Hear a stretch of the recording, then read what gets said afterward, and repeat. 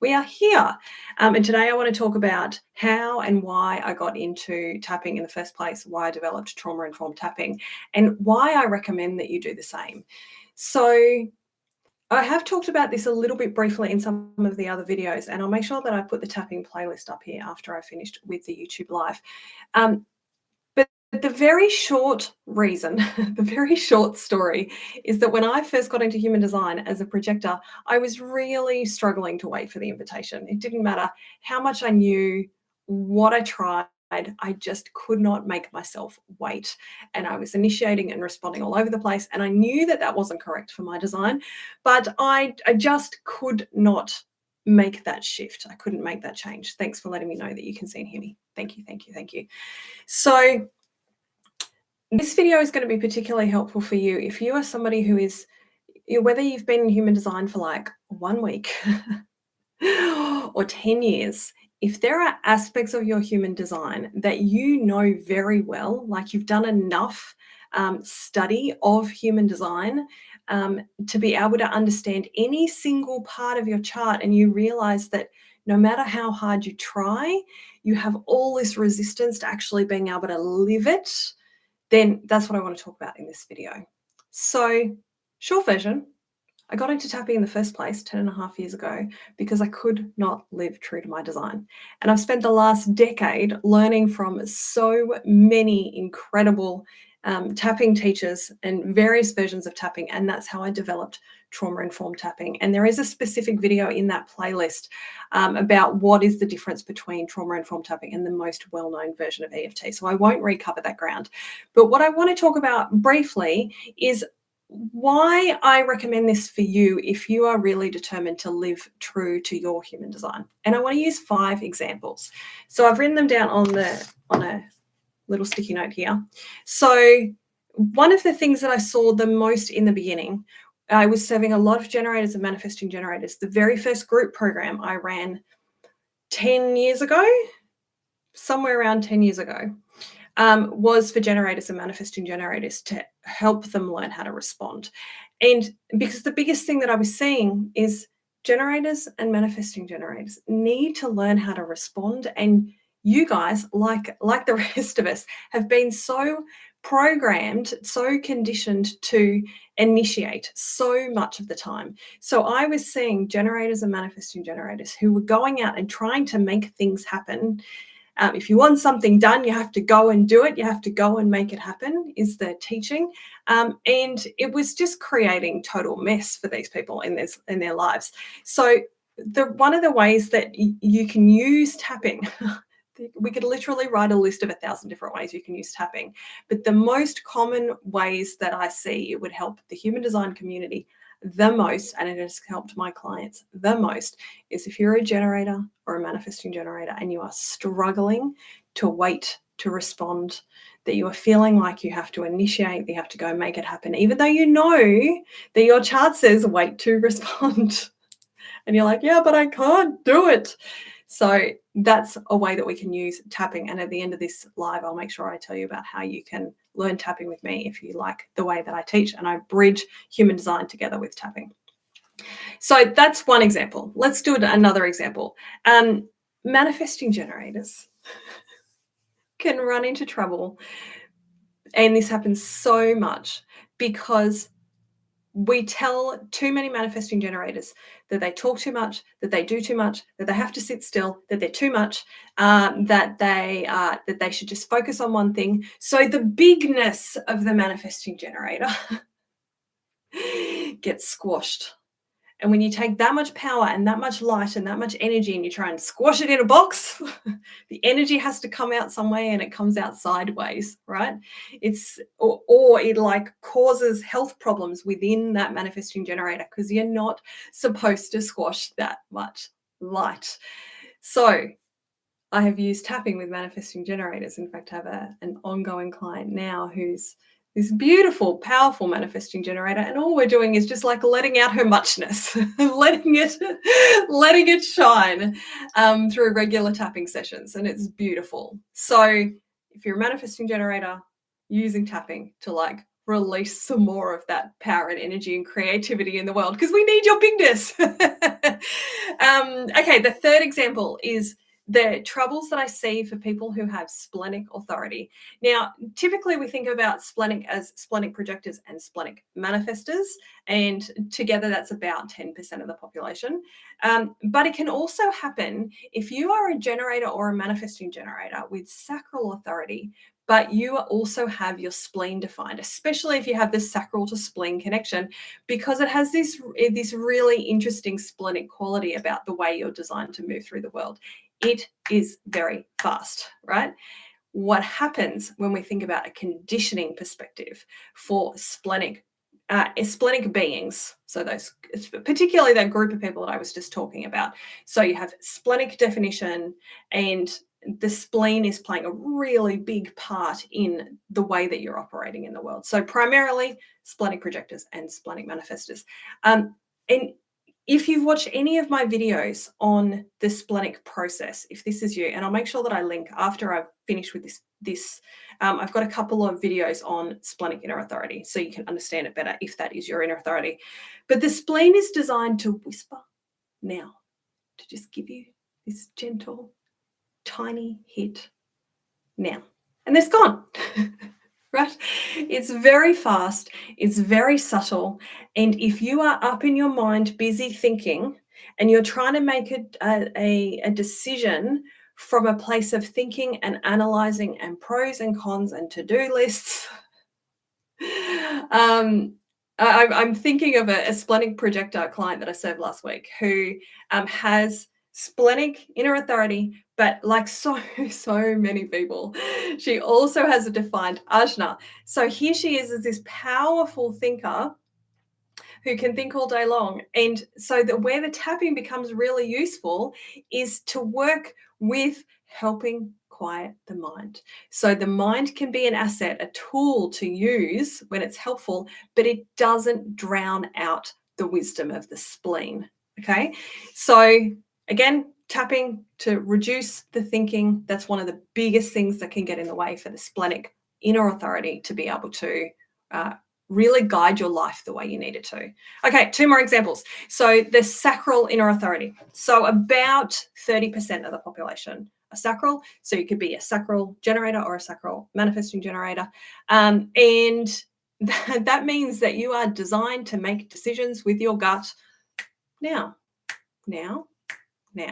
It's not as quiet. In fact, it can be quite noisy when you let it be. It's so much fun watching like sacral clients when I can like wake up the sacral, or if their sacral's quite awake, and they might nod, their whole body might move when it's a yes. And also like hearing the sounds, you know, like uh-huh, uh-uh, mm-mm, mm-mm, uh-huh, yep, right. This is what the defined sacral will do. And it's so fun to watching clients of like their whole body just showing their human design configuration. But what happens is if you are a sacral generator or manifesting generator, so you're designed to be led by your gut, and as a child you were conditioned to, let's say you had two parents who had solar plexus or emotional inner authority. So they knew that the correct way for them to make decisions was to take their time. And here you are as this sacral being that can move very fast when you know what your gut says, and you're ready to move, and they tell you to slow down. They tell you to think about it. They tell you to sleep on it. That's the worst idea ever. That's the worst advice for sacral beings. When I have sacral clients, I'm constantly reminding them to make a decision now, to get clear with their gut now about whatever it is that they're trying to make a decision about. Whether it has to do with work or personal life, I'm like reconnecting them with their sacral sounds, with the feeling of the sacral and how it feels when it's a yes and how it feels when it's a no, so that then they can feel really confident and empowered to make quick decisions. So there's a couple of things that can get in the way for the sacral inner authority. And all of them are tappable issues. So the feeling, and actually I'm going to save one of them because we'll make that point number 5. And hi there if you're on the live. So we're up to sacral inner authority. So the thinking that I talked about previously for the splenic can get in the way. Oh, I should think this decision through. But also, like, if you have been conditioned to like sleep on it, to write a pros and cons list, to think it through, like all of this stuff is not a good idea if you have sacral inner authority.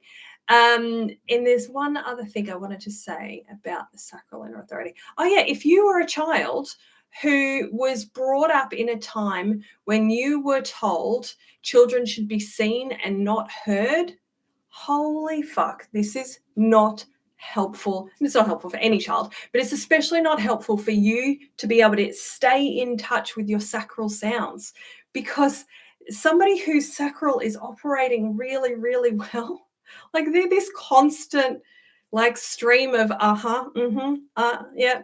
Like I get so used to it with those clients because they're constantly like chiming in with little sounds or little movements. Anytime I'm teaching something that they're resonating with, there's a little sound or a little movement that tells me, yep, I'm getting it. Yep, yep, right. And if you had parents who wanted you to be quiet all the time, it's like they've literally, bless them, they were doing the best they could, but they've literally cut you off from your sacral sounds. So we can use tapping to reawaken that, so that you connect with this stream of intelligence that lives in your gut. And then you can make better decisions and make the whole rest of your life work better. Okay, so example number 5 is having an undefined solar plexus. Now, we've talked about a few examples. So anyone with a sacral inner authority, anyone with a splenic inner authority, but there's several other inner authorities as well, where you will have an undefined solar plexus. So it's almost half of the population. And what tends to happen here that gets in your way if you have an undefined solar plexus, and we can apply this to any of the 9 human design centers, but let's just keep it simple with some broad examples today. The undefined solar plexus can get so many people in so much trouble when it comes to trying to live true to your design, because what happens is that you are feeling the overwhelming emotions of all of the people around you. And if somebody with a defined solar plexus is having a really big emotional reaction, let's say they're really angry or they're really afraid or they really want you to do something, you are going to feel it. And the problem that you run into is when the person has asked you to do something that they really want you to do, and you can really feel that they want you to do it, and they're really pressing you emotionally to do it, but your body doesn't want to do it.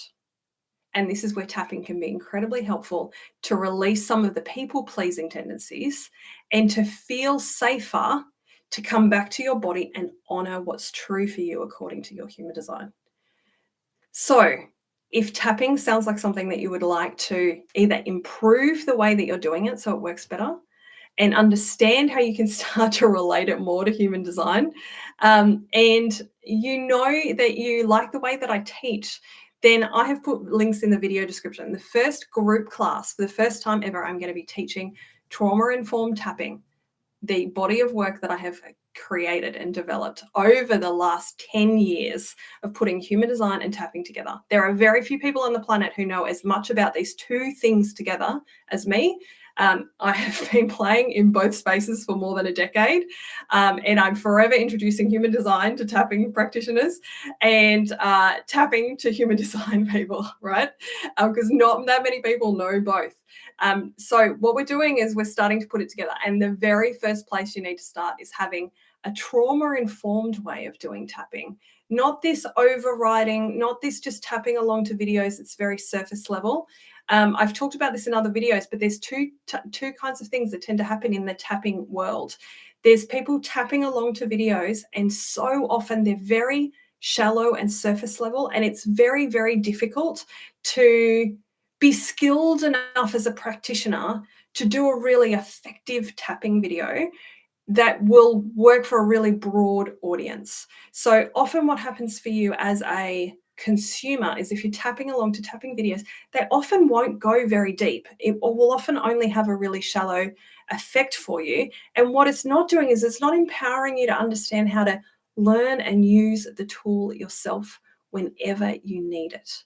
The other thing that tends to happen is people will go along to tapping practitioners who override their nervous system and go too deep and do too much work in the sake of like trying to make their work look really dramatic and like a really big catalyst, but they overrun the system. And that's why I realized in the process of working with my clients and the way I was trained in EFT, I was like, this is not gentle enough. We need a way to do it gently and safely. And far out, I was making so much progress by understanding how to tap on my own and tapping in tiny little bits in my day-to-day life as stuff shows up. So that's what I want to do with you. That's why all of my tapping sessions that I've done previously one-on-one for the last couple of years have been teaching people how to do a more trauma-informed way of tapping so that you can have the tool to use in your life. Now, you can continue to do one-on-one sessions with me. It's a higher price point to do it one-on-one, obviously. Otherwise, you can join us for one of the group classes where the price point is much lower.